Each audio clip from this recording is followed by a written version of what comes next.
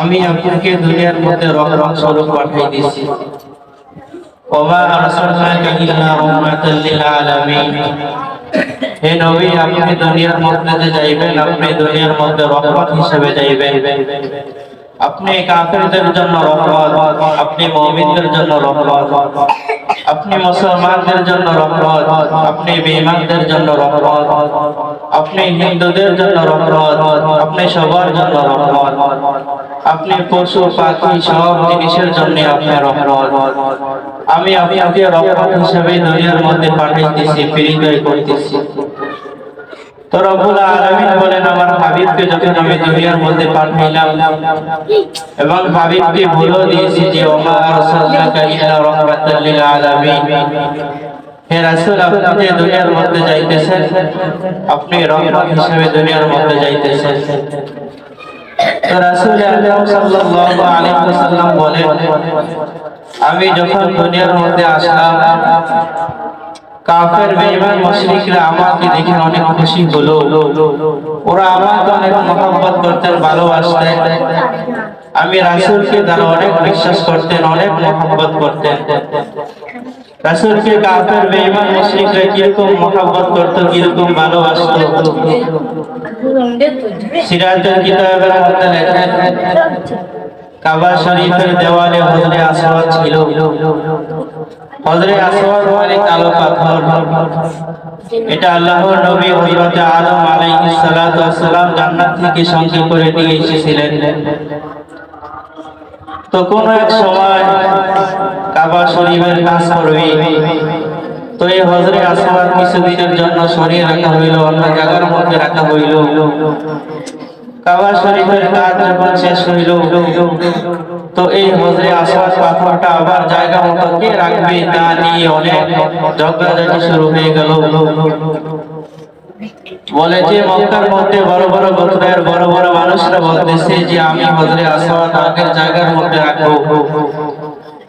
আরেক গোত্র থেকে আরেকটা কথা আসতেছে যে আমি রাখবো। এভাবে মক্কার মধ্যে বড় বড় গোত্রের মধ্যে সমস্যা দেখা দিল হজরে আসওয়াদ রাখা নিয়ে। তো সবাই বললে একদিন বৈঠক করলেন, যে ব্যক্তি আগামীকাল সকালে মক্কার মধ্যে আসবে, কাবা ঘরে প্রবেশ করবে, সে এই হজরে আসওয়াদ জায়গা মতো রাখবে। আল্লাহরই কি কুদরত করেন, সর্বপ্রথম যে ব্যক্তি কাবা শরীফে আসছে উনি হলো আমার আপনার নবী হযরত মুহাম্মদুর রাসূলুল্লাহ সাল্লাল্লাহু আলাইহি ওয়াসাল্লাম। তো সকালবেলা যখন কাবা শরীফে প্রবেশ করলো, তারা প্রবেশ করে দেখে মসজিদের মধ্যে আল্লাহর রাসূল বসে আছে। ওরা সবাই রাসূলকে দেখে অনেক খুশি হলো, কারণ ওরা তো রাসূলকে আল-আমিন উপাধি দিয়েছে, সাদিক সত্যবাদী উপাধি দিয়েছে। ওরা যখন কাবা শরীফের মধ্যে রাসূলকে দেখলো, সবাই খুশি হলো এবং রাসূল আকরাম সাল্লাল্লাহু আলাইহি ওয়াসাল্লামকে বলতেছেন, ইয়া রাসূলুল্লাহ, ইয়া হাবিবাল্লাহ, আমাদের মধ্যে একটা জিনিস নিয়ে ঝগড়া চলতেছে, ফাসাদ চলতেছে, আপনি একটু আমাদের এটি একটু ভেঙে দেন, আমাদের মধ্যে একটু মিল মহব্বত পয়দা করে দেন। ওরা রাসূলের কাছে হযরত আসওয়াদ সম্পর্কে সব কথা বলল। তো রাসূল আকরাম সাল্লাল্লাহু আলাইহি ওয়াসাল্লাম তো ইনসাফ ওয়ালা, ন্যায় বিচার ওয়ালা, উনি বলতেছেন, ঠিক আছে, তোমরা যেহেতু আমার কাছে একটা বিচার দিয়েছো, আমি এটা সংশোধন সুন্দরভাবে করে দেব। রাসূল আকরাম সাল্লাল্লাহু আলাইহি ওয়াসাল্লাম নিজের চাদরখানা মাটিতে বিছাইলেন এবং মক্কার মধ্যে বড় বড় লিডারদেরকে, বড় বড় সরদারকে বলতেছেন, তোমরা সবাই আমার সামনে আসো, এই পাথরটা সবাই ধরো, সবাই রুমালের মধ্যে রাখো। সবাই যখন রুমালের মধ্যে রাখলেন, রাসূল আকরাম সাল্লাল্লাহু আলাইহি ওয়াসাল্লাম বড় বড় কাফেরদেরকে বলতেছেন, এবার তোমরা চারপাশ দিয়ে ধরো, ধরে সবাই ওই মক্কা শরীফের সামনে নিয়ে যাও, ওই দেওয়ালের পাশে নিয়ে যাও। সবাই যখন রুমালের চারপাশ দিয়ে ধরলেন, ধরে যখন কাবা শরীফের পাশে নিয়ে গেলেন, ওখানে নেওয়ার পর আল্লাহ রাসূল সাল্লাল্লাহু আলাইহি ওয়াসাল্লাম নিজ হাতে কাবা শরীফের দেওয়ালে হযরত আসওয়াদকে রেখে দিলেন। এই বিচারটা দেখে, এই সংশোধনটা দেখে সবাই খুশি হলো এবং সবার মন খুশি রেখে সবাই বাড়িতে চলে গেলেন। তো মক্কার মধ্যে সবাই আল্লাহ রাসূলকে মহব্বত করলেন, ভালোবাসলেন এবং রাসূল আকরাম সাল্লাল্লাহু আলাইহি ওয়াসাল্লাম যেই কথাই বলতেন কাফের বেঈমান মুশরিকরা সব কথাই মানত। কিন্তু কয়েকদিন পর যখন আল্লাহ পাক রব্বুল আলামিন আপনার নবীকে বলে দিয়েছেন, হে নবী, আপনি এখন তাদের মধ্যে দ্বীন প্রচার করেন, দ্বীনের দাওয়াত দেন, কোরআনের কথা বলেন, শরীয়তের কথা বলেন। রাসূল আকরাম সাল্লাল্লাহু আলাইহি ওয়াসাল্লাম যখন কাফের বেঈমান মুশরিকদের সামনে কোরআনের কথা বলতেছিলেন, দ্বীনের দাওয়াত দিতেছিলেন, তো কাফের বেঈমান মুশরিকরা তখন বলতেছে, মুহাম্মদ, এতদিন তো তোমাকে আমরা সত্যবাদী জানতাম, আলামিন বলে উপাধি দিতাম, তুমি তো এতদিন ভালো ছিলে, এখন আবার তুমি কি নতুন দ্বীনের আইন শুরু করছো? তুমি আমাদের মাঝে আবার কিসের রব্বুল আলামিনের দাওয়াত দিতেছো? উনি আবার কি? আমরা তো একজনকে খোদা দাবি করি, উনি তো আমাদের মুক্তি, ওই মুক্তিতেই তো আমরা খোদা দাবি করি, তুমি আবার কোন নতুন রবের দাওয়াত আমাদের সামনে দিতেছো? তো আল্লাহ রাসূল বলতেছে যে মালিক আমাকে দুনিয়ার মধ্যে পাঠাইছেন, ওই কোরআনের দাওয়াত আমি তোমাদের সামনে দিতেছি।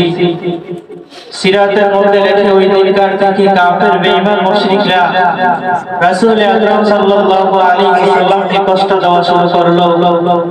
ওরা রাসূলকে কথা দিয়ে, আবার কোন কোন কাফের বাড়ি দিয়ে, বেতের আঘাত দিয়ে এভাবে রাসূলকে অনেক কষ্ট দেওয়া শুরু করলো। ইতিহাসের কিতাবের মধ্যে যদি তাকানো হয়, রাসূল আকরাম সাল্লাল্লাহু আলাইহি ওয়াসাল্লামের জীবনের মধ্যে দ্বীনের দাওয়াত দিতে গিয়ে রাসূল অনেক মায়ের খাইছেন, অনেক নির্যাতিত হয়েছেন। মানুষের কথার দ্বারা, মানুষের আচার ব্যবহারের দ্বারা রাসূল আকরাম সাল্লাল্লাহু আলাইহি ওয়াসাল্লাম অনেক কষ্ট পেয়েছেন, কিন্তু রাসূল কখনো দ্বীনের দাওয়াত ত্যাগ করেন নাই, ছাড়েন নাই। যদি আমরা তাকাই সূরা কাউসারের মধ্যে রব্বুল আলামিন মূলত কোরআনে কারীমের মধ্যে সূরা কাউসারকে কি জন্য নাযিল করলেন, রাসূলের উপর সূরা কাউসারকে কি জন্য নাযিল করলেন যদি শুনি তাহলে বুঝবো। যে মদিনার মধ্যে, মক্কার মধ্যে যখন রাসূল আকরাম সাল্লাল্লাহু আলাইহি ওয়াসাল্লাম দ্বীনের দাওয়াত দিতেছিলেন, তো কাফের বেঈমান মুশরিকরা রাসূলকে অনেক কষ্ট দিতেন, অনেক নির্যাতন করতেন। তাফসীরের মধ্যে লেখেন রাসূল আকরাম সাল্লাল্লাহু আলাইহি ওয়াসাল্লামের ছেলে মেয়ে ছিল অনেকজন। এর মধ্যে রাসূলের ছেলে ছিল তিনজন। একজনের নাম হলো আবুল কাসেম, আরেকজনের নাম হলো আব্দুল্লাহ, আরেকজনের নাম হলো ইব্রাহিম। রাসূল আকরাম সাল্লাল্লাহু আলাইহি ওয়াসাল্লামের মেয়ে ছিল চারজন। একজনের নাম হলো হযরত যায়েনাব রাদিয়াল্লাহু তাআলা আনহা, আরেকজনের নাম হলো হযরত রুকাইয়া রাদিয়াল্লাহু তাআলা আনহা, আরেকজনের নাম হলো হযরত উম্মে কুলসুম রাদিয়াল্লাহু তাআলা আনহা, সর্বশেষ ছোট মেয়ে হযরত ফাতিমা রাদিয়াল্লাহু তাআলা আনহা। তাফসীরের মধ্যে লেখে রাসূল আকরাম সাল্লাল্লাহু আলাইহি ওয়াসাল্লামের চারজন মেয়ে ছিল, ওরা জীবিত ছিল, কিন্তু ছেলে তিনজন ওরা ছোটকালেই মারা গেছে। তো মক্কার মধ্যে একটা নিয়ম ছিল, যার ছোটকালে ছেলে সন্তান মারা যাইতো তাকে আফতাব বলা হতো। আফতাব শব্দের অর্থ হলো যার ছোটকালে ছেলে সন্তান মারা যাইতো তাকে আফতাব বলা হতো, এবং বীর বংশ বলা হতো। যেরকম ভাবে আমাদের যদি কোনো ছেলে সন্তান না থাকে, মানুষ আমাদেরকে অনেক কথাই বলে। তো রাসূল আকরাম সাল্লাল্লাহু আলাইহি ওয়াসাল্লামের তিনটা ছেলে ছিল, ওরা সবাই ছোটকালেই মারা গেলেন, ইন্তেকাল করলেন।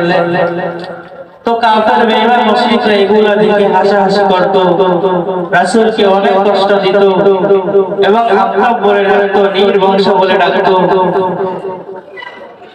তো বড় বড় যারা কাফের ছিল, আবু জাহল, উতবা, সাইবা, ওরা বলতো যে মুহাম্মদ যখন মৃত্যুবরণ করবে, মুহাম্মদ তো নির্বংশ, ওনার কোনো ছেলে নাই, মুহাম্মদ যখন মৃত্যুবরণ করবে তার বংশের মতো ধরে রাখার জন্য এরকম কোনো কেউই থাকবে না। তো রাসূল আকরাম সাল্লাল্লাহু আলাইহি ওয়াসাল্লাম যখন এই কথাগুলো শুনতেন, উনি অনেক কষ্ট পাইতেন। তো কয়েকদিন পর রব্বুল আলামিন আপনার রাসূলের উপর সূরা কাউসার অবতরণ করলেন। সূরা কাউসার অবতরণ কিভাবে হলো? হযরত আনাস রাদিয়াল্লাহু তাআলা আনহু বলেন, যে আমরা একবার রাসূল সাল্লাল্লাহু আলাইহি ওয়াসাল্লামের দরবারে বসা ছিলাম, তো এরকম সময় রাসূল আকরাম সাল্লাল্লাহু আলাইহি ওয়াসাল্লামকে দেখতেছি রাসূলের চোখে একটু ঘুম ঘুম ভাব, আবার কিছুক্ষণ পর দেখতেছি রাসূল মুস্কি মুস্কি হাসে। তো রাসূল মুস্কি মুস্কি হেসে আমাদের দিকে যখন তাকালেন, আমরা রাসূলকে প্রশ্ন করলাম, ইয়া রাসূলুল্লাহ, ইয়া হাবিবাল্লাহ, আপনি কেন হাসতেছেন? রাসূল আকরাম সাল্লাল্লাহু আলাইহি ওয়াসাল্লাম সাহাবায়ে কেরামদেরকে বলতেছেন, হে আমার সাহাবায়ে কেরাম শোনো, মক্কার মধ্যে কাফির বেঈমান মুশরিকরা আমাকে অনেক কথা বলে কষ্ট দেয়। রব্বুল আলামিন আমার উপর এইবার একটা সূরা নাযিল করলেন, সূরা কাউসার। এই কাউসারটা নাযিল করে রব্বুল আলামিন আমাকে সান্ত্বনা দিয়েছেন। রব্বুল আলামিন সূরা কাউসারের মধ্যে কি রেখে দিয়েছে, কি কথা রাসূলের উপর বলেছেন।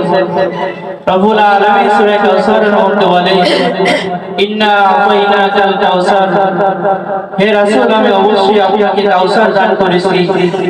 ফাসাল্লি লিরাব্বিকা ওয়ানহার, সুতরাং আপনি আমার উপর নামাজ আদায় করুন এবং কুরবানি করুন।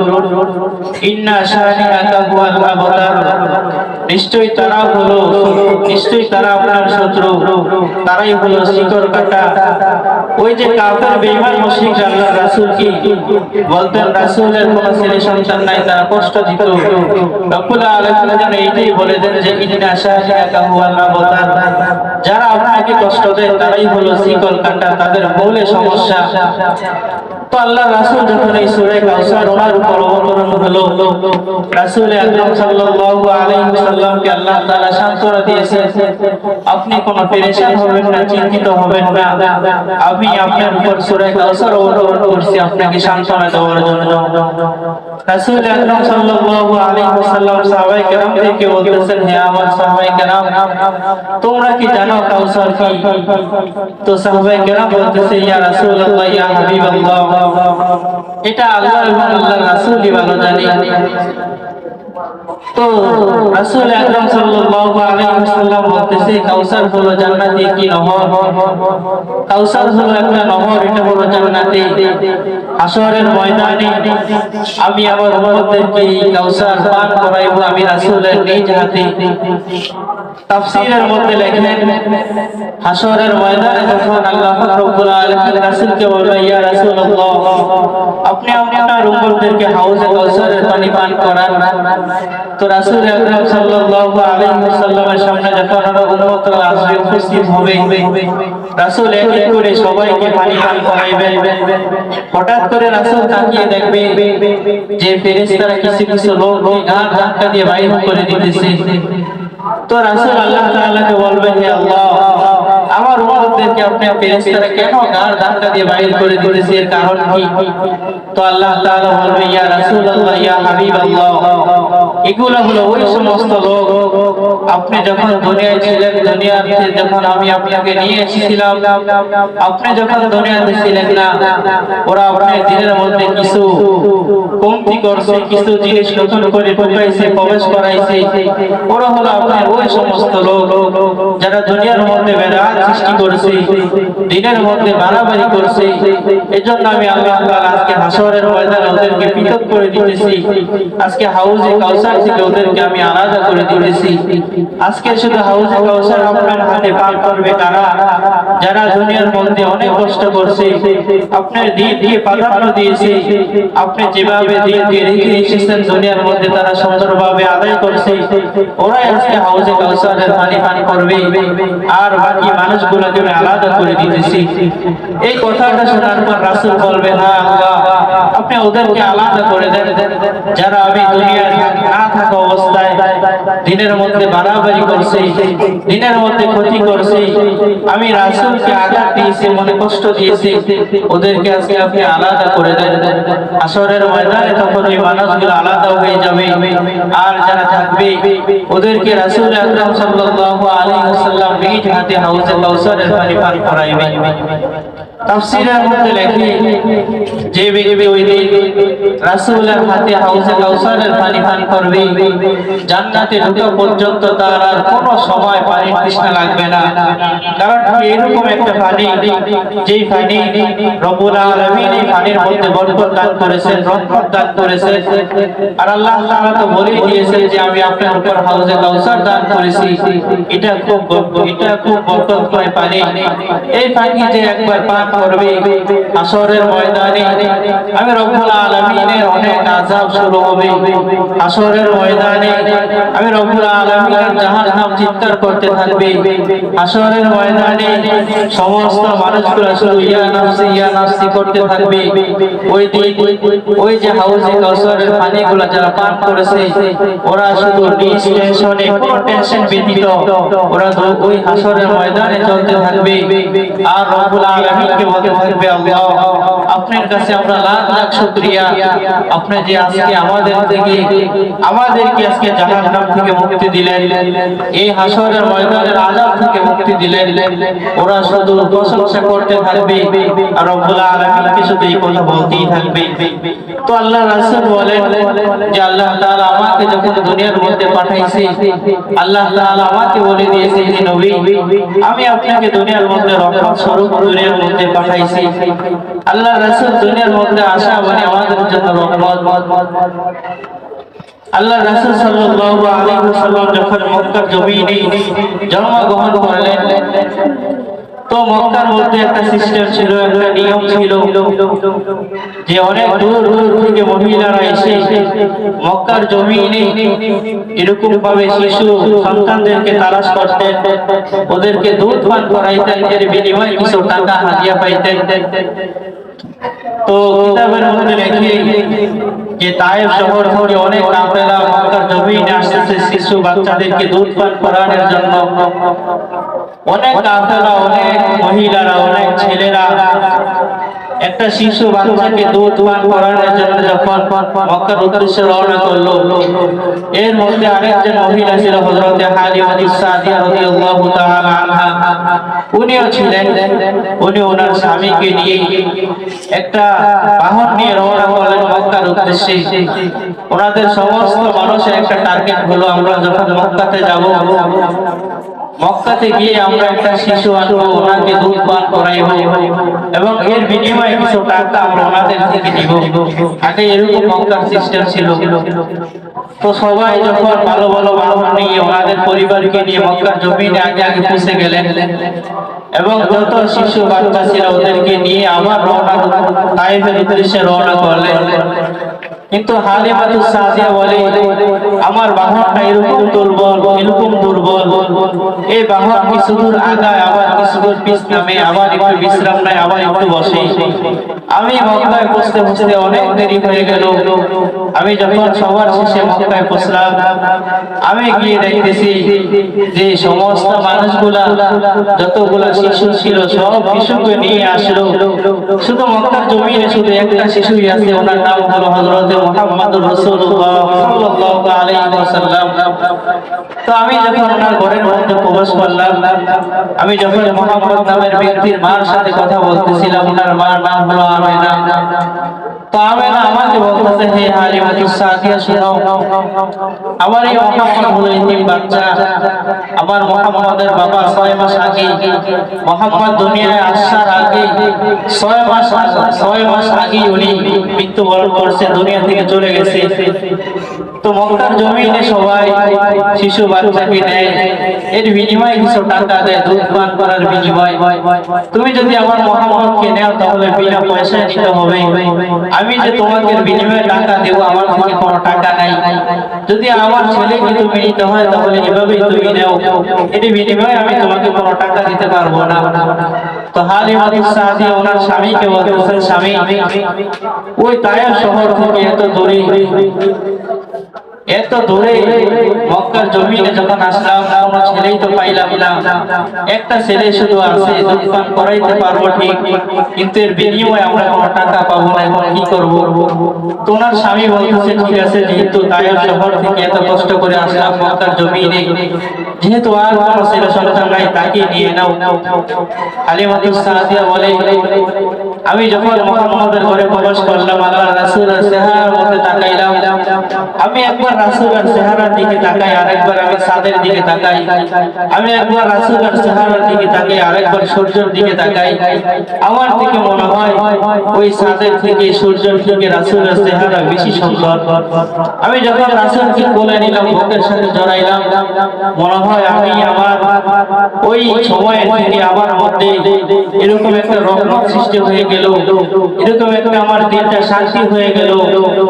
আমি যখন মুহাম্মদকে নিয়ে বাহনের মধ্যে উঠলাম, আমার স্বামীকে বলতেছি, স্বামী তুমি বাহনের সামনে বসো, আমি এই শিশু মুহাম্মদকে নিয়ে পিছে বসি।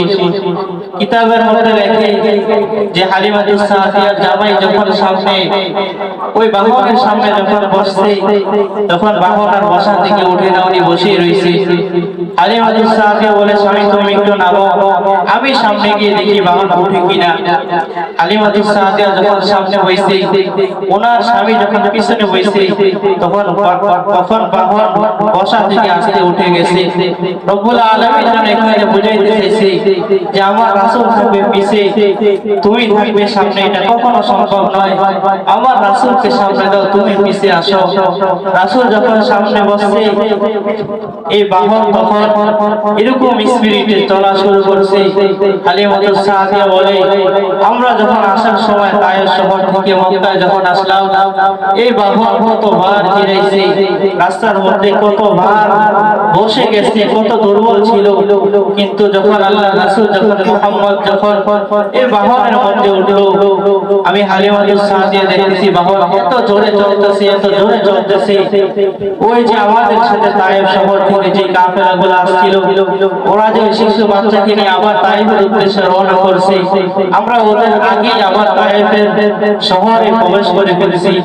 তখন ওই মহিলাগুলা ওই কাফেলাগুলো আমাদেরকে বলতেছে, হে হালিমাতুস সাদিয়া, তোমার বাহনকে তুমি এরকম কি পান করাইলা যে তুমি গেলা সবার পরে আবার মুহাম্মদকে নিয়ে আবার সবার আগে আসার কারণ কি? হালিমাতুস সাদিয়া বলতেছে, আমি আমার বাহনকে কিছুই পান করাই না। আমি যখন এই মুহাম্মদ নামের ছেলেটাকে আমার কোলের মধ্যে লইলাম, ওই সময় থেকে আমার ঘরের মধ্যে, আমার বাহনের মধ্যে, আমার শরীরের মধ্যে সব কিছুর মধ্যে বরকত শুরু হয়ে গেছে, রব্বুল আলামিনের রহমত শুরু হয়ে গেছে। হালিমাতুস সাদিয়া বলে, আমরা যখন তায়েফ শহরে যখন পৌঁছলাম, আমাদের বাড়িতে যখন গেলাম, প্রবেশ করলাম, তো আমাদের কিছু ছাগলের পাল ছিল। তখন হালিমাতুস সাদিয়া বলে, আমরা অনেক ছাগল পালতাম। হালিমাতুস সাদিয়া আরো বলে যে তখনকার আমাদের ছাগলগুলা দুধ দিত না, একদিন দিলে অনেক বন্ধ থাকতো, তারপর আবার দিত। যে দিনকার থেকে মুহাম্মদ আমাদের বাড়ির মধ্যে প্রবেশ করছে, ওই দিনকার থেকে ছাগল দুধ দেওয়া শুরু করছে। মুহাম্মদ যতদিন ছিল ছাগল ততদিন দুধ দিয়েছে, কোনোদিন বন্ধ দেয় না। শুধু তাই নয়, হালিমাতুস সাদিয়া আরো বলে যে আমাদের বাড়ির মধ্যে কিছু খেজুর গাছ ছিল, আমাদের গাছের মধ্যে কোনো খেজুর ধরতো না। মুহাম্মদ যেই দিনকার থেকে আমাদের বাড়ির মধ্যে প্রবেশ করছে, ওই দিনকার থেকে গাছের মধ্যে খেজুর ধরা শুরু করলো। মুহাম্মদ আমাদের বাড়িতে যতদিন ছিল, রব্বুল আলামিন এই গাছের মধ্যে খেজুর ততদিনই রাখছে, একটু কমতি হয় না। হালিমাতুস সাদিয়া আরো বলে, যেই দিনকার থেকে আমি মুহাম্মদকে আমার ঘরের মধ্যে, আমার বাড়ির মধ্যে প্রবেশ করাইছি, ওই দিনকার থেকে আমার ঘরের মধ্যে অবাক কি জিনিস আমরা কখনো দেখি নাই। হালিমাতুস সাদিয়া আরো বলে, যেই দিনকার থেকে আমি মুহাম্মদকে আমার বাড়ির মধ্যে প্রবেশ করাইছি, রব্বুল আলামিন যেন আমাকে সব সময় বরকত দিয়ে আমার ঘরের দিয়ে ভরপুর করে দিতেছে, সব সময় আমার ঘরকে একটা আনন্দের মতো রাখতেছে।